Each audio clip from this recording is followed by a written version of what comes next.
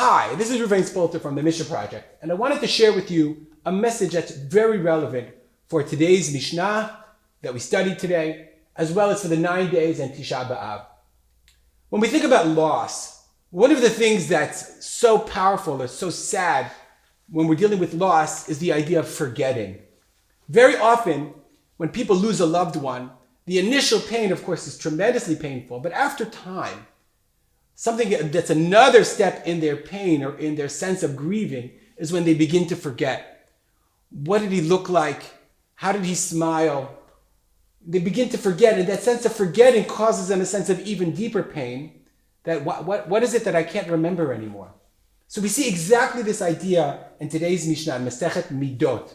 So it's so appropriate that now we're learning the Mishnayot of Middot. Middot are basically the blueprints of the Beit Hamikdash, of the temple in Yerushalayim.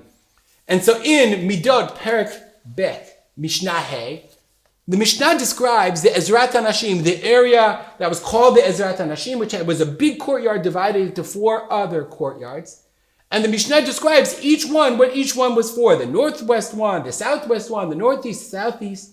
Each one had a specific purpose. One was for the Mitzora'im, for the lepers. One was for the wood.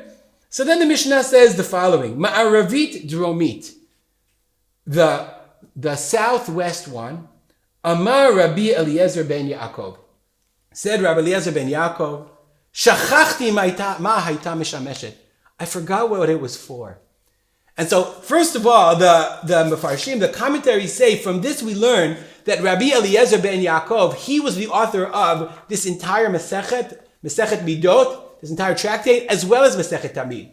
That he was a person who lived and saw the Beit Hamikdash in its glory, but he also lived after its destruction. And he wanted to record the idea of the Mishnayot. He wanted to record in the Mishnah. He wanted to record the measurements and how the Korban Tamid was offered, how the sacrifices were offered, and how the Beit Hamikdash was built.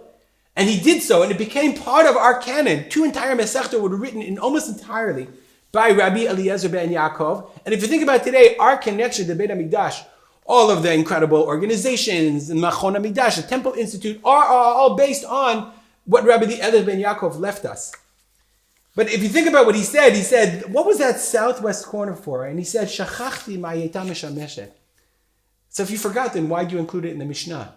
And I think the answer is exactly this idea. When I read it, it's so powerful, but so painful.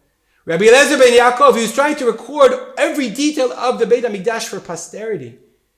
But when he came to this particular detail, he can't remember. What was it for?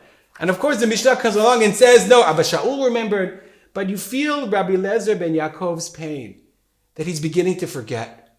He's beginning to forget details of the Beit HaMikdash that were part of his life and part of his joy and part of his excitement. And that beginning to forget is the beginning of a deeper sense of mourning. How about us? We're just going based on what we have on books and we have websites, but we have no memory. We only have the memory passed down to us. We don't even know what we've forgotten. And that's something that I think is a cause for us to truly mourn when we think about the loss of the Beit HaMikdash on Tisha B'Av. Have a great day.